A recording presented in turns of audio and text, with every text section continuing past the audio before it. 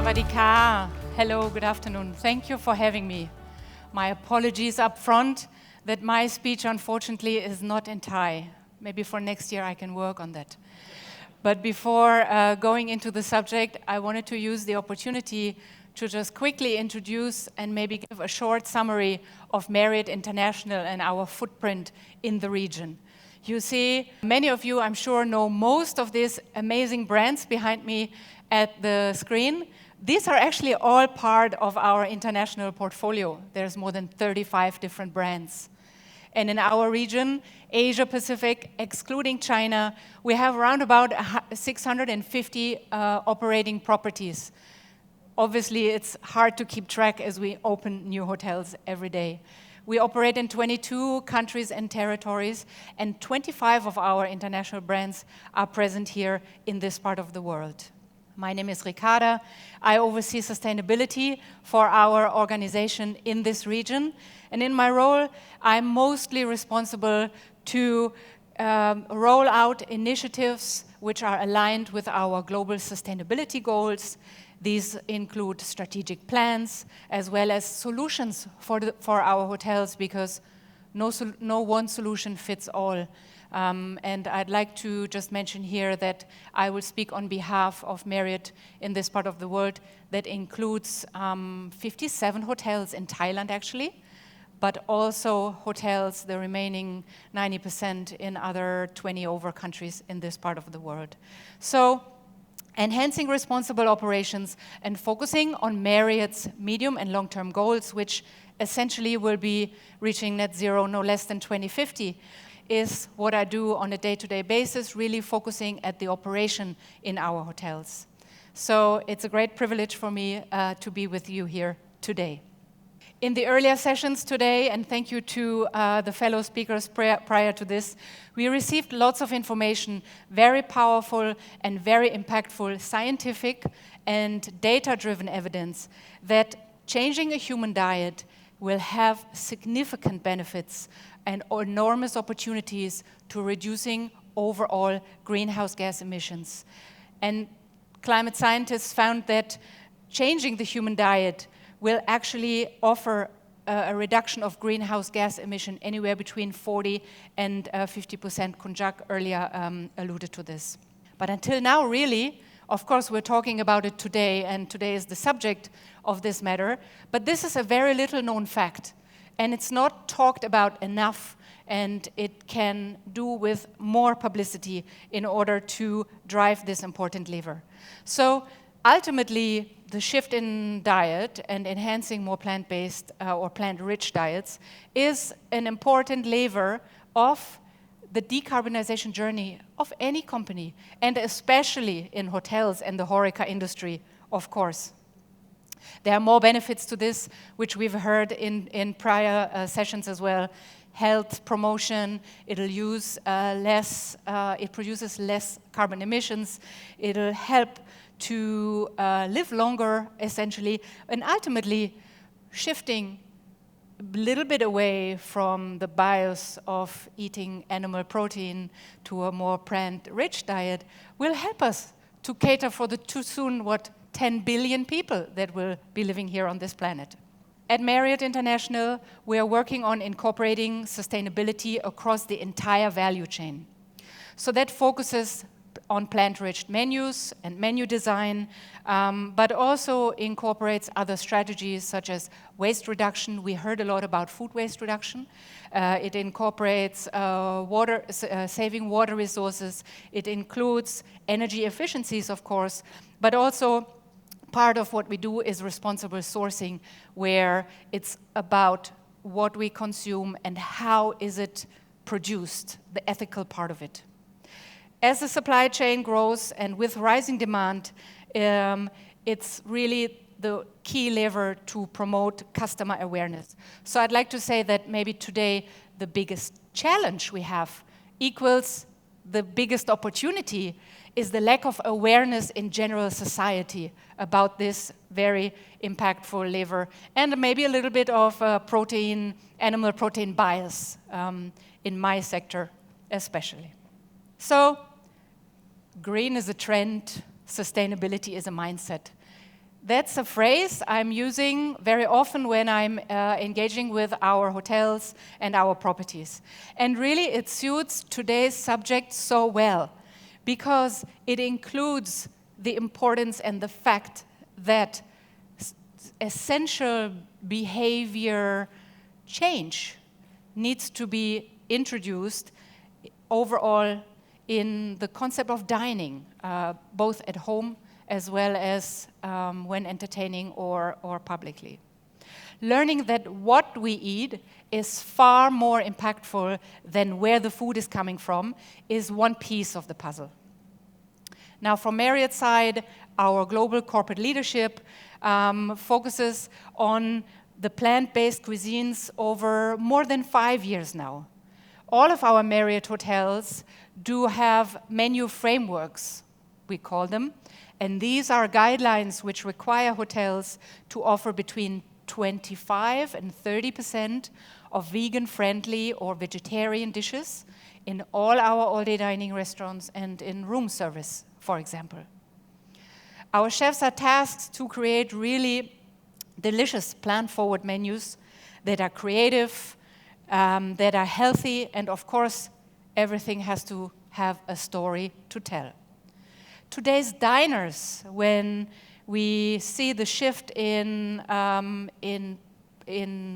customer sequences and customer behavior, they are much more focused on their wellness and their well-being, and to live a much healthier lifestyle than, as we heard, maybe a generation before.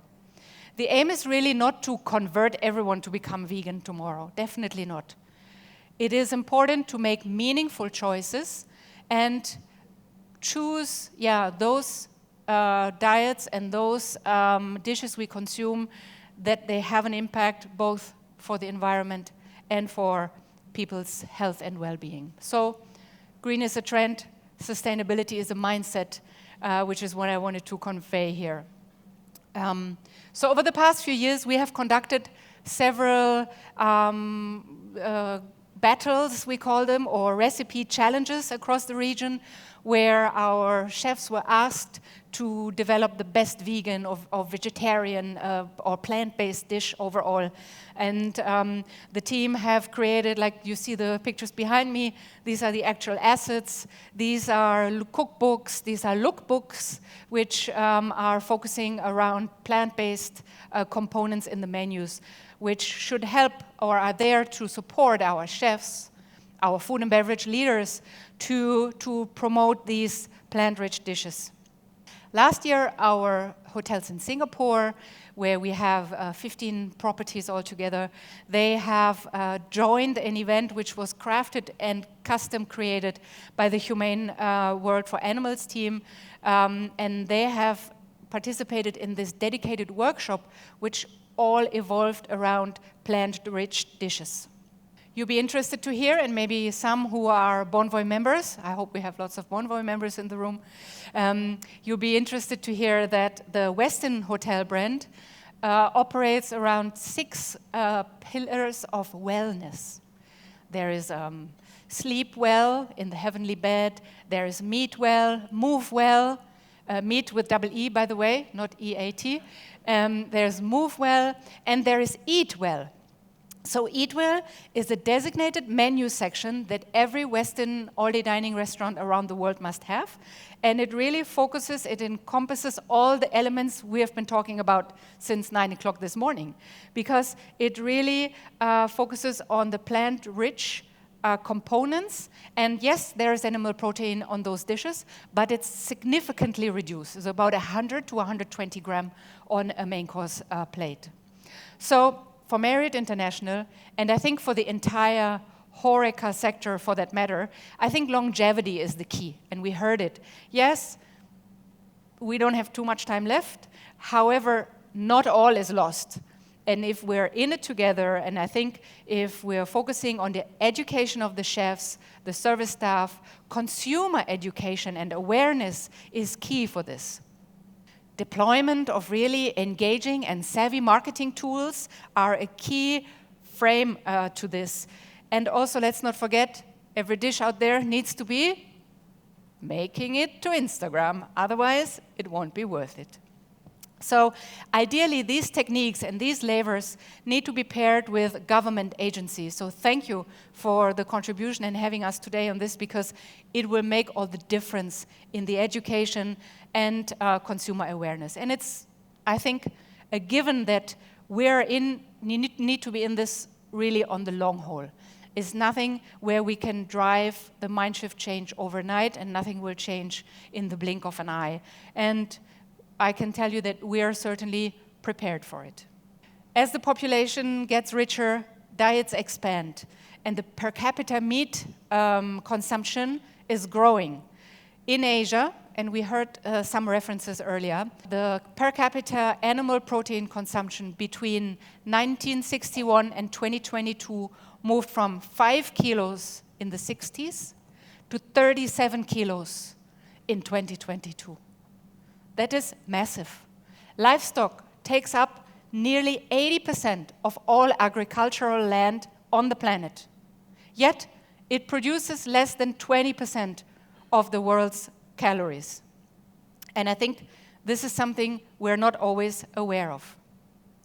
Customers who are conscious eaters are the biggest advocates for this movement. And of course, all of you in this room and all of those people you will be telling about. But it's really in my business, in our industry, that the most guests who are coming to the restaurants today, and let's be honest about that, they are coming there for a special occasion. They're coming to celebrate this special family gathering, and they are not there to go and find the organically grown beetroot and the pineapple or the organically grown vegetables. Let's be honest. We're looking for the prime cuts of meat. We're looking for the premium seafood. Of course, that's a main draw point in our industry. But it's about making meaningful choices when we have the opportunity to.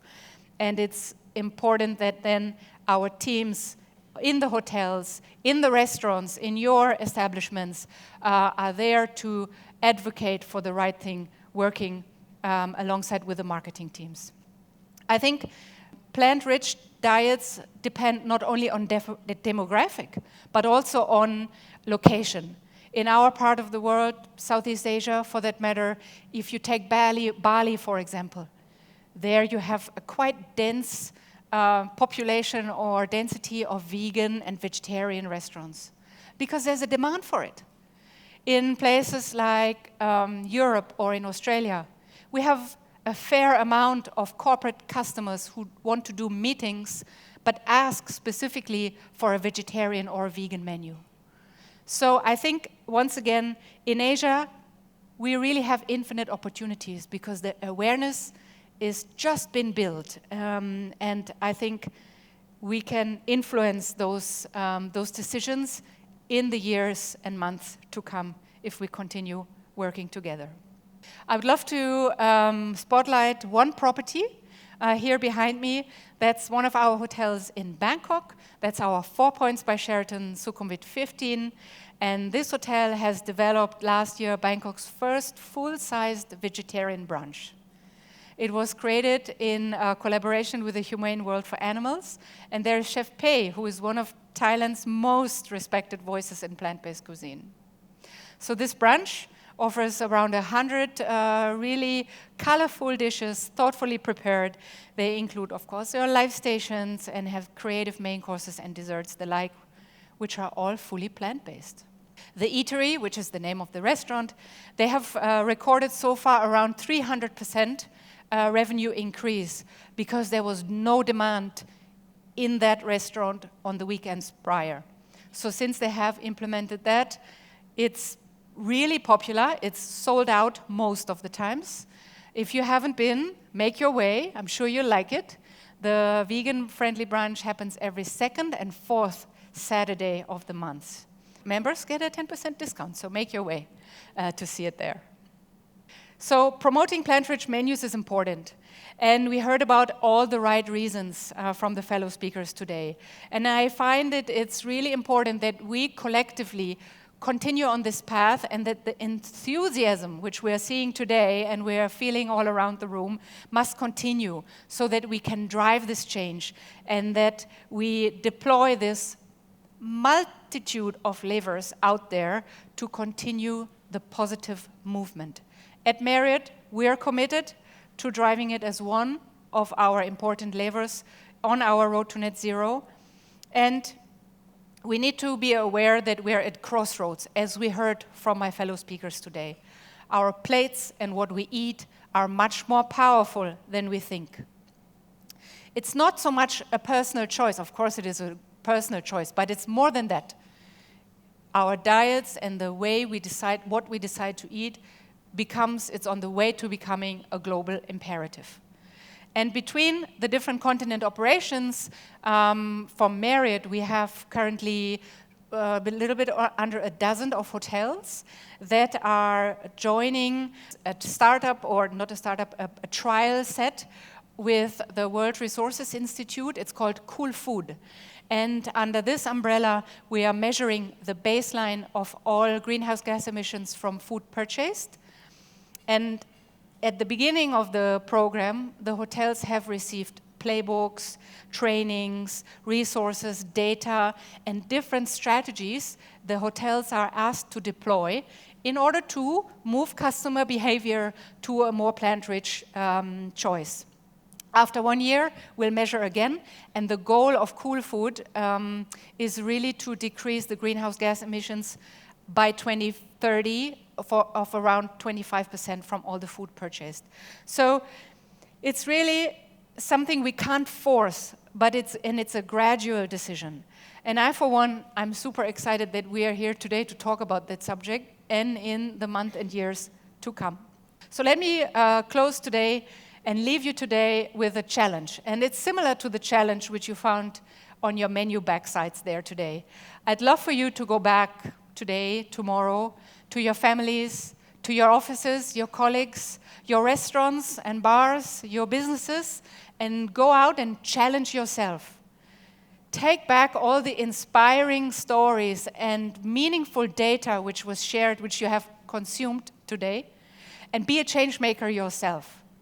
Omit those animal proteins, maybe 3-4 days in the week, or start with 2 if you will, and be this change maker, as I said. So it doesn't have to be about sacrifice. It can be about abundance. It can be about flavor, culture, and joy. And it supports our planet and future food security. So, thank you very much.